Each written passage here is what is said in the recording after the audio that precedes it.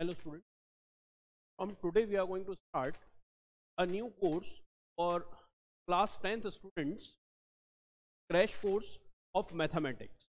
ठीक है, अब आज एक इंट्रोडक्टरी सेशन है कि इसमें हम यहाँ डिस्कस करेंगे कि हमें मैथ्स में हमारे टॉपिक्स डिलीट हो चुके हैं, पेपर पैटर्न में कितना चेंज हुआ है, कि वो सारी चीज़ें हम आज डिस्कस करेंगे। ठीक है, और नेक्स्ट लेक्चर से ठीक है हम टॉपिक वाइज और चैप्टर वाइज इस पूरे क्रैश कोर्स को स्टार्ट करेंगे। क्लियर? ठीक है, तो हम स्टार्ट करते हैं।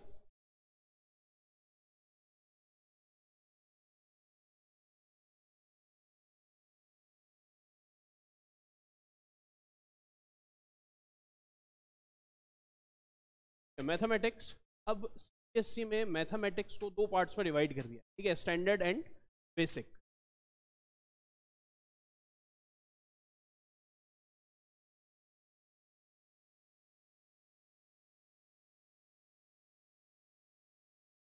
अब इन दोनों में डिफरेंस क्या है, स्टैंडर्ड और बेसिक? तो मैथ्स के दो पेपर होंगे हमारे, ठीक है, standard and basic paper. Standard paper उन स्टूडेंट्स के लिए है जो आगे मैथ्स को कंटिन्यू करना चाहते हैं in class 11th। Basic paper उन स्टूडेंट्स के लिए है जो मैथ्स आगे कंटिन्यू नहीं करना चाहते, क्लास 11th के अंदर वो या तो साइंस बायो लेना चाहते हैं या कॉमर्स ज्योग्राफी या कुछ और सब्जेक्ट। ठीक है, लेकिन इनके पेपर में भी डिफरेंस है। ठीक है, पेपर कोर्स में और सिलेबस में कोई डिफरेंस नहीं है मैथ्स स्टैंडर्ड और मैथ्स बेसिक के। ठीक है, लेकिन पेपर के अंदर डिफरेंस आएगा। ठीक है, पेपर पैटर्न में भी कोई डिफरेंस नहीं है, लेकिन पेपर में डिफरेंस क्या आएगा, यहाँ जो स्टैंडर्ड मैथ्स का पेपर होगा उसमें क्वेश्चन थोड़े से डिफिकल्ट लेवल के होंगे। बेसिक पेपर में क्वेश्चंस का लेवल ज़्यादा डिफिकल्ट नहीं होगा।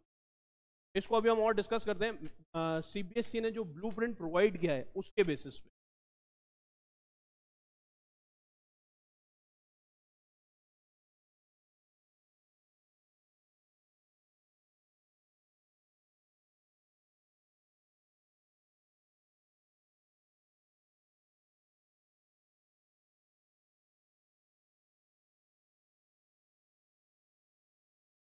ठीक है, क्वेश्चन पेपर का डिजाइन है स्टैंडर्ड पेपर के लिए। क्या अब अगर इसमें हम ध्यान दें तो यहाँ पे जो क्वेश्चंस हैं, के क्वेश्चंस किस पे बेस्ड हैं, remembering, understanding, applying, analysing, evaluating and creating. तो टोटल जो हमारा पेपर है वो है 80 मार्क्स का। ठीक है, उसमें से रिमेंबरिंग और अंडरस्टैंडिंग बेस्ड क्वेश्चंस के वो कितने मार्क्स के आएंगे, 43 मार्क्स। ये स्टैंडर्ड के लिए 43 मार्क्स ये पेपर डिजाइन है स्टैंडर्ड के लिए, जहां पर रिमेंबरिंग और अंडरस्टैंडिंग के ऊपर बेस्ड क्वेश्चन है 43 मार्क्स। अब रिमेंबरिंग और अंडरस्टैंडिंग का हमने फॉर्मूला याद कर लिया, ठीक है, और उसको अप्लाई कर दिया, डायरेक्ट अप्लाई करा फॉर्मूले को। ठीक है, या फिर हम कोई कंसेप्ट समझ पाए और उसको डायरेक्टली अप्लाई कर रहे हैं। नेक्स्ट आता है applying, all problems two equations by applying acquired knowledge facts. ठीक है, तो जो भी हमने कंसेप्ट पढ़ा है, ठीक है, उसको अब हम अप्लाई कैसे कर रहे हैं, ठीक है, इन डिफरेंट सिचुएशंस।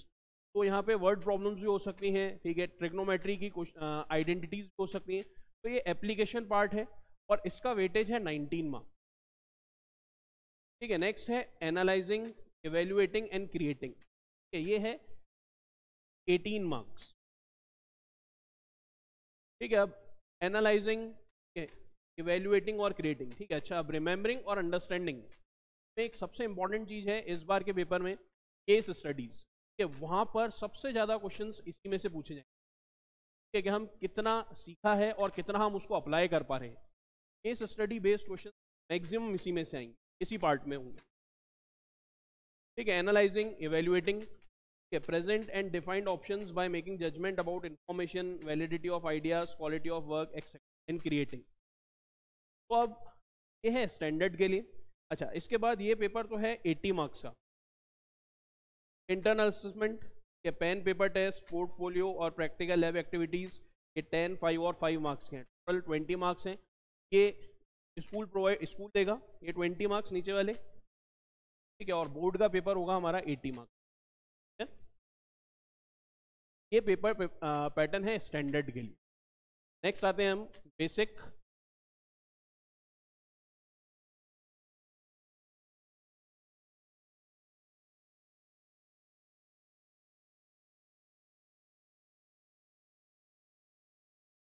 ये क्वेश्चन पेपर पैटर्न है, ब्लूप्रिंट है बेसिक पेपर के लिए। ठीक है, अब यहाँ पर क्या है कि जो रिमेम्बरिंग और अंडरस्टैंडिंग पार्ट है वो मार्क्स का है, सबसे ज़्यादा है यहाँ पर। मार्क्स क्यों? क्योंकि यहाँ पर सिर्फ यही देखना है कि बच्चे ने कितना सीखा है, तो डायरेक्ट फॉर्मूले अप्लाई करने वाले क्वेश्चंस वो ज़्यादा होंगे। ठीक है, डायरेक्ट क्वेश्चंस ज़्यादा होंगे, जहाँ हम डायरेक्टली थ्योरम अप्लाई कर सकें, ऐसे क्वेश्चन में ज़्यादा पूछे जाएंगे। ठीक है, नेक्स्ट है application, analyse, evaluating and creating. इनकी वेटेज है यहाँ पर 12 और 8, ये कम है। एनालाइजिंग, इवेल्युएटिंग एंड क्रिएटिंग, इसकी वेटेज सबसे कम रखी है। इससे पता चल रहा है कि डिफिकल्टी लेवल जो पेपर का है वो बहुत कम है, 8 मार्क्स, ऑलमोस्ट 10%। ठीक है, बाकी जो मेन पेपर है, ठीक है, वो कितनी वेटेज है उसकी, 60 मार्क्स, और इसमें हमसे डायरेक्ट क्वेश्चंस पूछेंगे इन 60 मार्क्स, जहाँ हमें या तो स्फीयर की रेडियस और रेडियस गिवन है, ठीक है, डायरेक्ट वॉल्यूम फाइंड करनी है, तो केवल फॉर्मूला अप्लाई करना है। इस टाइप के क्वेश्चंस यहाँ पे ज़्यादा आएंगे। बाकी ये पेपर भी 80 मार्क्स का ही है, यहाँ भी 20 मार्क्स इंटरनल है, ये स्कूल से जाएंगे, जिसमें क्या क्या इंक्लूड हो रहा है हमारे पेन पेपर टेस्ट, पोर्टफोलियो और लैब एक्टिविटी।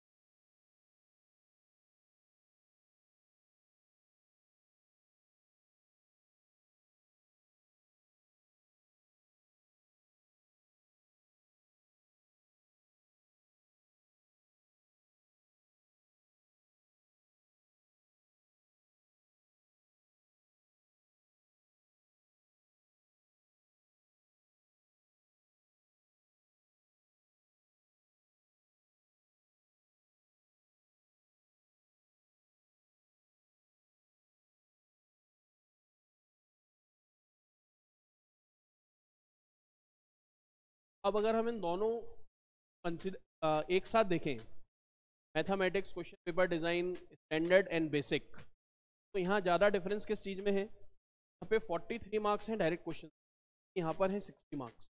ये मेजर डिफरेंस दोनों पेपर्स में। दूसरा है नॉलेज को अप्लाई करना, उसके क्वेश्चंस हैं 19 और 12 मार्क्स के लिए, यहाँ पर 18 और 8 के। तो जो डिफ़िकल्टी लेवल है वो स्टैंडर्ड का थोड़ा ज़्यादा है, बेसिक पेपर का डिफ़िकल्टी लेवल बहुत कम है।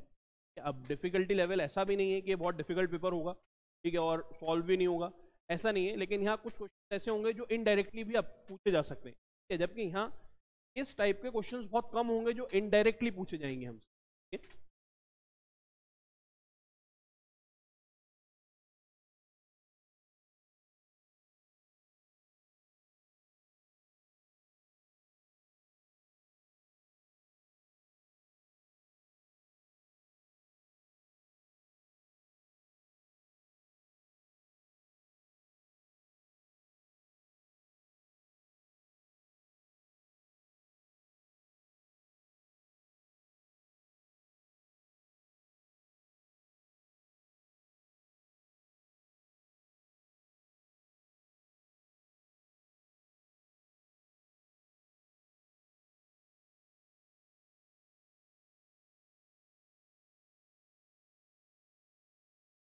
ठीक है, अब ये पोर्शन है deleted syllabus of CBSE class 10th mathematics.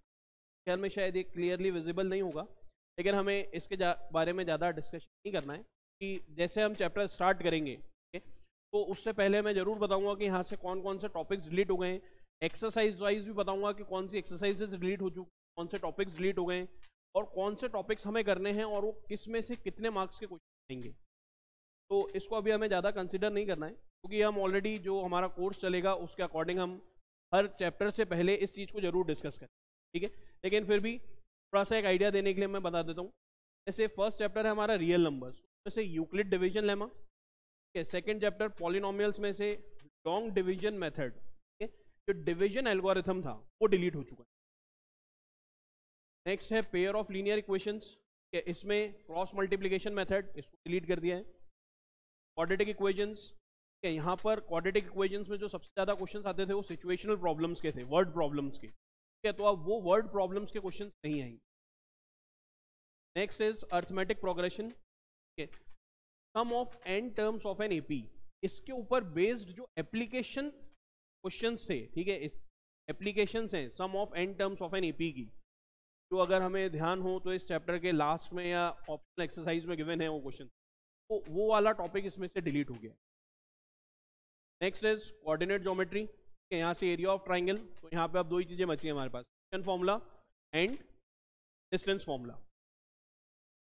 Triangles के ट्राइंगल्स में अब सिर्फ हमें दो ही थ्योरम्स का करना है। The ratio of areas of two similar triangles is equal to the ratio of the sequence of their corresponding sides. Square of one side is equal to the of the other two side. The angle of the first side is a right angle. तो अब basic proportionality theorem और Pythagoras theorem, केवल इन दो theorems का proof हमें करना है जो एग्जाम में पूछा जाए, और ये मोस्ट इंपॉर्टेंट टॉपिक्स में से है।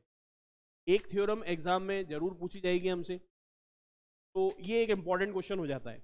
तो ये वाली जो दो थ्योरम्स हैं, area of similar triangles and converse of Pythagoras theorem, ये डिलीट हो गया, इनका प्रूफ डिलीट हो गया। ठीक है, सर्कल्स इस चैप्टर में से कुछ भी डिलीटेड नहीं है। कंस्ट्रक्शंस, ठीक है, यहाँ से कंस्ट्रक्शन में पहले दो टॉपिक्स थे, construction of similar triangles and construction of tangents from an external point to a circle. तो इसमें से कंस्ट्रक्शन ऑफ सिमिलर ट्राइंगल्स ये डिलीट हुआ है। Next is trigonometry, introduction to trigonometry, whichever is defined from 0 and 90, trigonometric ratio of complementary angles और heights and distance भी delete नहीं हुआ। तो अगर हम ट्रिग्नोमेट्री में देखें तो कॉम्प्लीमेंट्री एंगल्स, ठीक है, ये वाला टॉपिक हमारा डिलीट हो गया है। और आइडेंटिटीज, उसमें भी प्रूफ केवल sine square theta plus cos square theta equals to 1, उसका प्रूफ आ सकता है। बाकी तो आइडेंटिटीज हमें प्रूव करनी है, वो बहुत डिफिकल्ट लेवल की नहीं होंगी, कि वो एक एवरेज लेवल या बिलो एवरेज लेवल की आइडेंटिटीज पूछी जाएंगी, हमसे प्रूव करने के लिए कहा जाएगा। एरियाज रिलेटेड टू सर्कल्स, यहाँ पर सिर्फ एक ही चीज कम हुई है कि जो थीटा हमें गिवन होता था सर्कल में, वो 120 डिग्री गिवन नहीं होगा।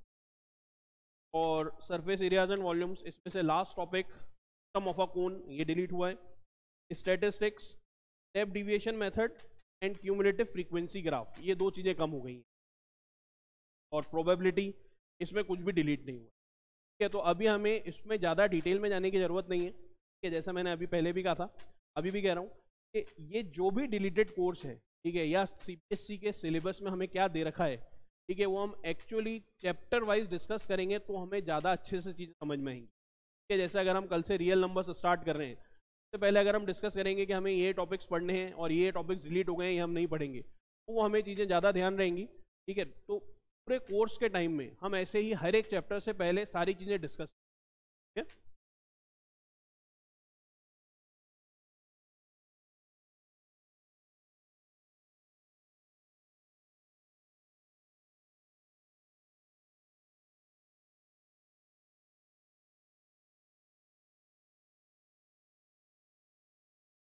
ठीक है, अब सबसे इंपॉर्टेंट चीज, ये हमारे पेपर का पैटर्न है। तो इस साल पेपर के पैटर्न में बहुत ज़्यादा चेंजेस हुए हैं। ठीक है, अब वो चेंजेस क्या हैं, ठीक है, वो हमें यहाँ पे दे रखा है। यहाँ पर स्टैंडर्ड लिखा है, लेकिन पेपर का जो डिज़ाइन है, जो पैटर्न है, वो बेसिक और स्टैंडर्ड दोनों के लिए सेम है, उसमें कोई चेंजेस नहीं है।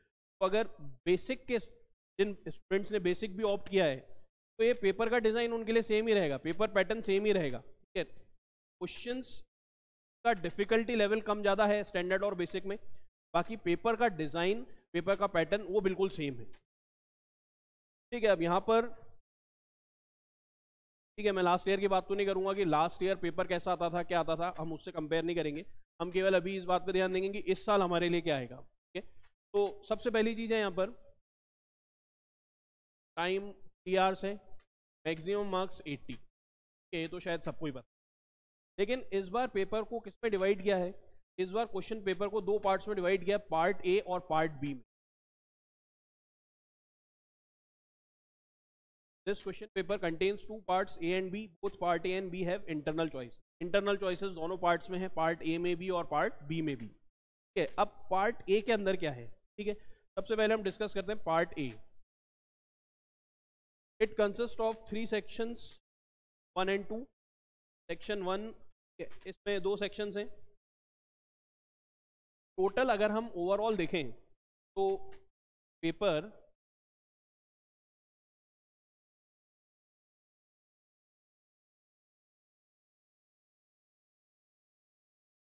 पार्ट ए, इसमें 2 सेक्शंस,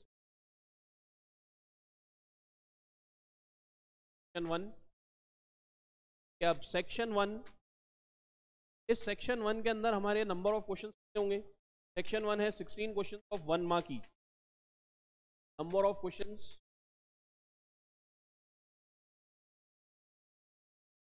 इन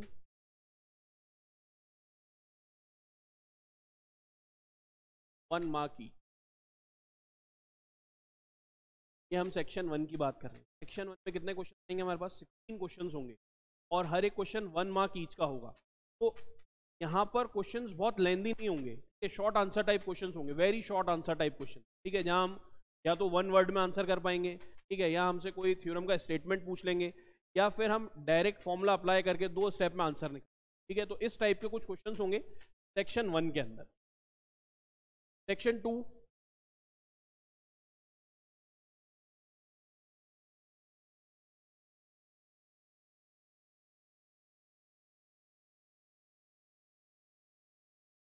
सेक्शन 2 ये एक मेजर चेंज है सीबीएसई का इस बार, ठीक है, क्योंकि सेक्शन में क्या है, केस स्टडी बेस्ड क्वेश्चन है।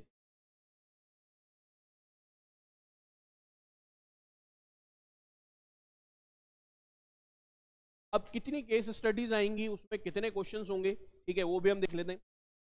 ठीक है, टोटल केस स्टडीज आएंगी 4।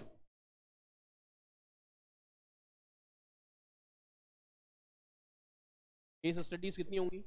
4 केस स्टडीज होंगी, और 4 केस स्टडीज में, ठीक है, हर एक केस स्टडी में 5 क्वेश्चंस आएंगे हमारे पास, ठीक है, first, second, third and fourth.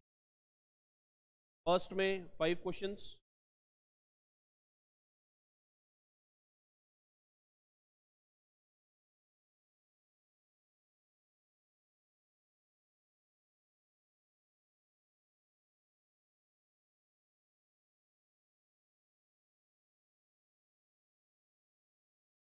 और फोर्थ में 5 क्वेश्चन। तो एक केस स्टडी होगी, उसके 5 सब पार्ट्स होंगे, फिर दूसरी केस स्टडी, उसके 5 सब पार्ट्स, फिर थर्ड केस स्टडी, उसके 5 सब पार्ट, ठीक है। और इन 5 सब पार्ट्स में से हमें सिर्फ कितने सॉल्व करने हैं? 4।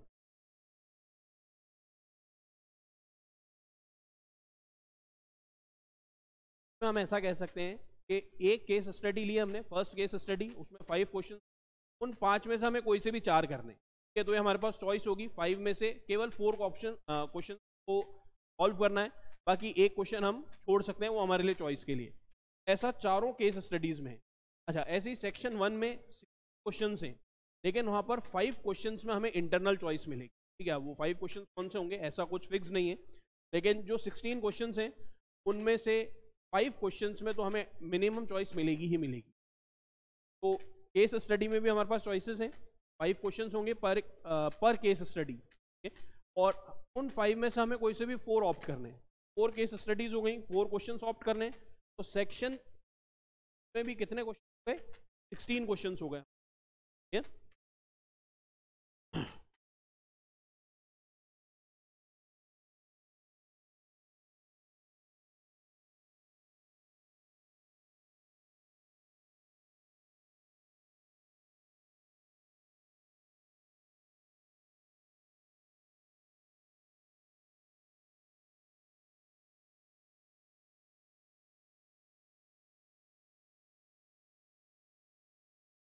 अब हम बात करते हैं पार्ट बी, जो इसका सेकंड पार्ट है, पार्ट बी। उसमें हमारे पास 3 सेक्शंस हैं। पार्ट ए में 2 सेक्शंस थे, 1 और 2।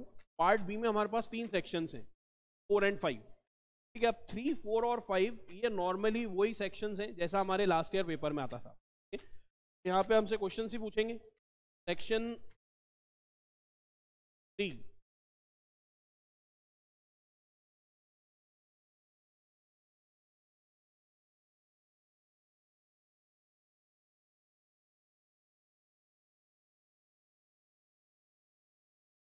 सेक्शन 3 ये होंगे क्वेश्चन नंबर 21 से 26 तक। 26 very short answer type question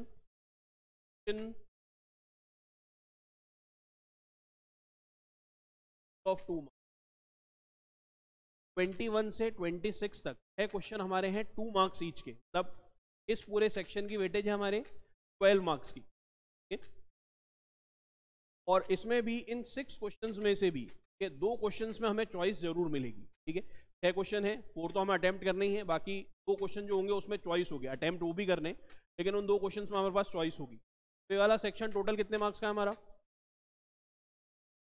12 marks. Next आते हैं सेक्शन 4।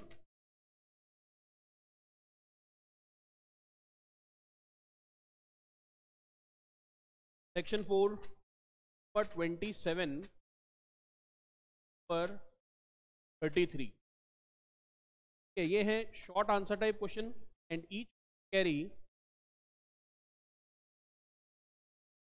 मार्क्स। 27 से 33 कितने हो गए? 7 क्वेश्चंस, और 7 इंटू 3 21। सेक्शन 4 इसकी टोटल मार्क्स कितने हो गए? सेक्शन 4 में 21 मार्क्स। 7 क्वेश्चंस आएंगे, पर क्वेश्चन 3 मार्क्स, ठीक है। तो टोटल कितने हुए? टोटल मार्क्स हो गए सेक्शन के 21, 3 मार्क्स के क्वेश्चन होंगे। और इन 3 मार्क्स में से भी, इन 7 में से भी, ठीक है, 2 क्वेश्चन में हमारे पास चॉइस होगी। चॉइस बहुत सारी है, ठीक है। हमने उसमें देखा था पार्ट ए में, सेक्शन 1 के अंदर भी हमारे पास इंटरनल चॉइसेस थी 4 क्वेश्चंस में। सेक्शन बी केस स्टडी, उसमें भी हमारे पास चॉइस है कि 5 में से 4 ही क्वेश्चंस ऑप्ट करने पर केस स्टडी, ठीक है। सेक्शन 3 इसमें भी हमारे पास जो 6 क्वेश्चंस हैं उसमें से 2 क्वेश्चंस में चॉइस है। सेक्शन 4 में 7 क्वेश्चंस में से भी 2 क्वेश्चंस में हमारे पास चॉइस, ठीक है। और लास्ट आते हैं हम सेक्शन 5 पे।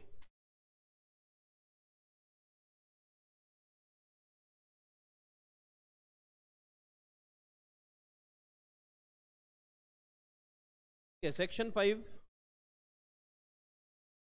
ये है क्वेश्चन नंबर 34 36।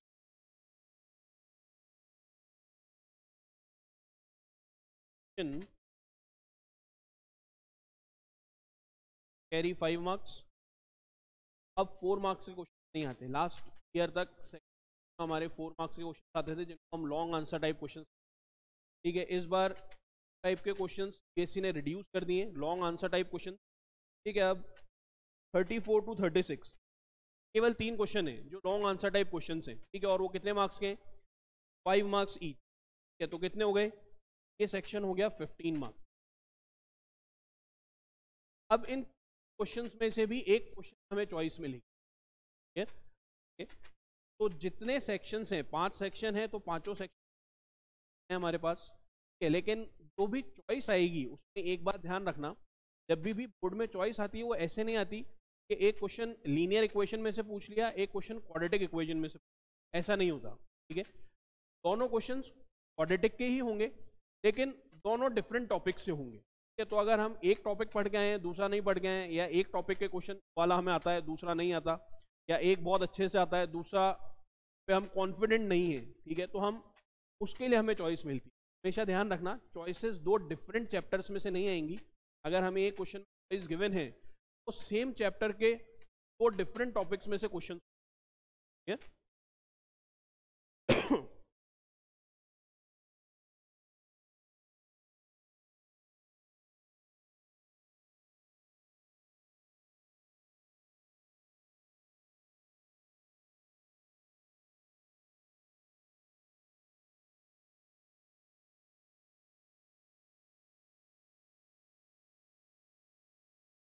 अब ये है हमारा कोर्स स्ट्रक्चर क्लास 10th के लिए, ठीक है।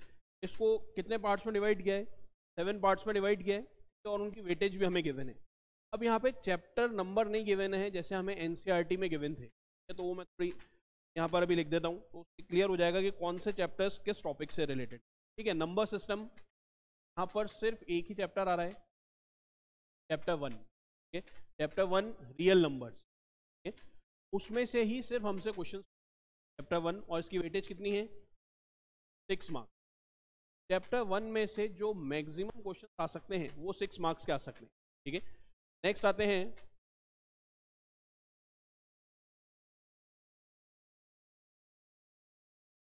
अलजेब्रा, ठीक है। यहां पर इंक्लूड कर रहे हैं चैप्टर 3 एंड 5।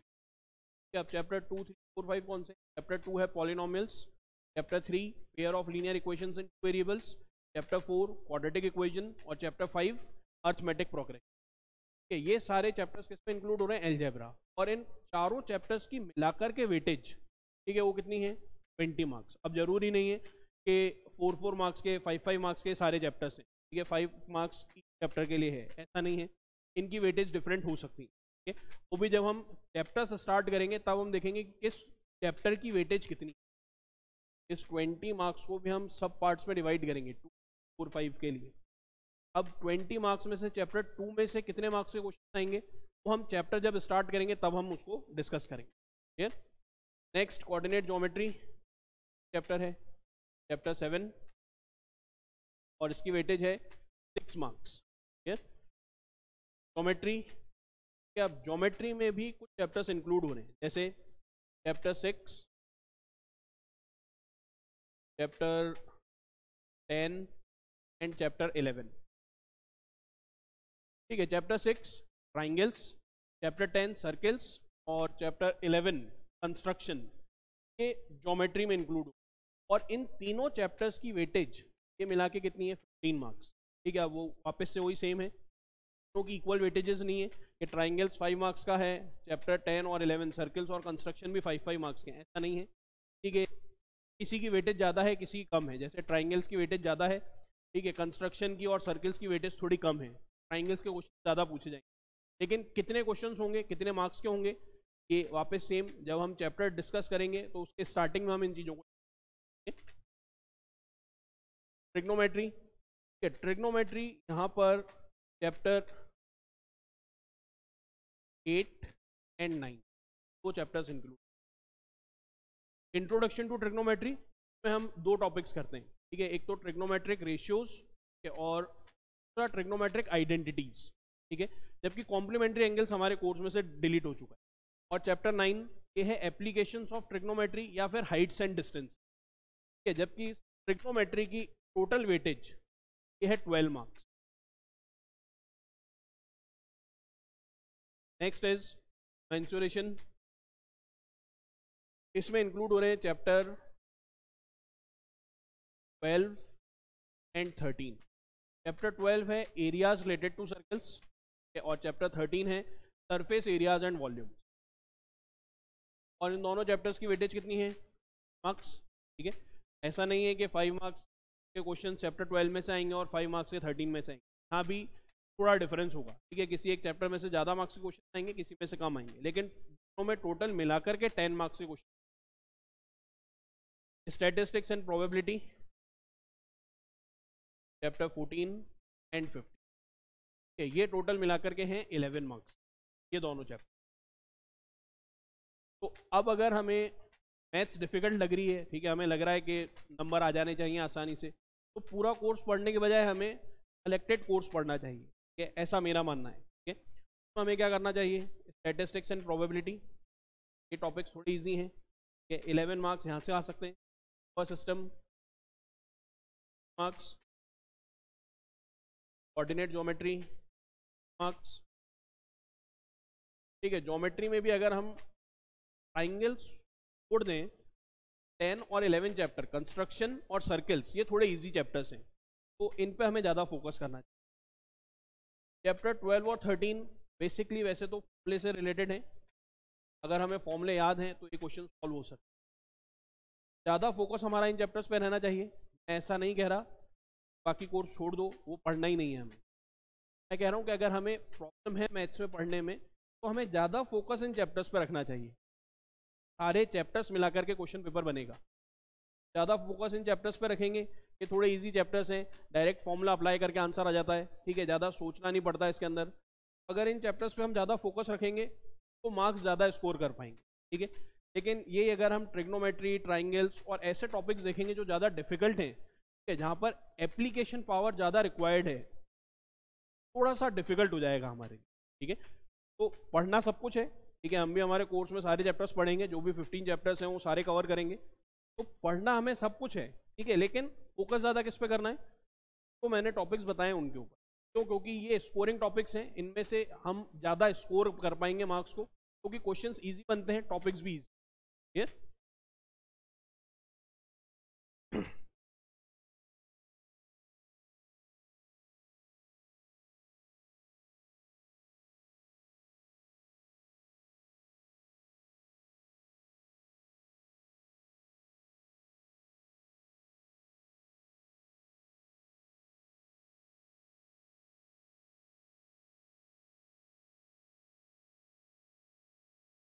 कि अब हम इस कोर्स को कैसे करेंगे, कब कौन सा चैप्टर होगा, कैसे होगा, ठीक है, इस चैप्टर में कितना टाइम लगेगा, ठीक है, तो वो है इस शेड्यूल के अकॉर्डिंग, ठीक है, हम इस शेड्यूल के अकॉर्डिंग चलेंगे, ठीक है। और नंबर ऑफ डेज भी लिखे हुए हैं। चैप्टर 1 रियल नंबर्स के हम स्टार्ट करेंगे 14 से 18 to 16, ठीक है, polynomials 18 to 19, pair of linear equation two 23rd, ठीक है, ये हम देख सकते हैं। तो इस यहाँ पे 16 सीरियल नंबर आ रहा है, ऐसा नहीं है कि 16 चैप्टर्स हैं, चैप्टर 15 ही है, एनसीईआरटी के अकॉर्डिंग देखें तो चैप्टर्स 15 ही है, लेकिन यहाँ पे ट्रिग्नोमेट्री शायद 2 पार्ट्स में डिवाइड हो गई है, 10 और 11, ट्रिग्नोमेट्री 2 पार्ट्स में डिवाइड हो गई है, introduction trigonometry and trigonometric identities 2 part में कर दिया है, तो हम अलग अलग ही पढ़ेंगे, ठीक है। तो टोटल कोर्स ये हमारा कंप्लीट हो रहा है 13 मार्च, लेकिन ऐसा ज़रूरी नहीं है, हो सकता है कि कुछ टॉपिक्स करने में हमें ज़्यादा टाइम लगे, कुछ टॉपिक्स करने में कम टाइम लगे, ये थोड़ा ऊपर नीचे हो सकता है, ठीक है, लेकिन 2.5 to 3 मंथ्स के अंदर हम इस पूरे टॉपिक को, इस पूरे कोर्स को कंप्लीट कर लेंगे। तो ये हमारा ओवरऑल डिस्कशन था आज के लिए, ठीक है, कि हम इस पूरे कोर्स को कैसे प्रोसीड करेंगे, इस क्रैश कोर्स को, या जो बोर्ड के बेस्ड जो हम अभी कोर्स स्टार्ट कर रहे हैं उस, ठीक है, वो हम कैसे स्टार्ट करेंगे, कब तक रहेगा, उसका ड्यूरेशन क्या है, ये उसमें इसी के अकॉर्डिंग हम प्रोसीड करेंगे। कुछ कम ज़्यादा भी हो सकता है नंबर ऑफ डेज में, ठीक है, या टाइम पीरियड थोड़ा ज़्यादा भी हो सकता है, इससे ज़्यादा भी हो सकता है, कम भी हो सकता है, वो डिपेंड करेगा जब कोर्स स्टार्ट होगा। हाँ, लेकिन मार्च एंड तक कोर्स कंप्लीट होगा हमारा, ठीक है। तो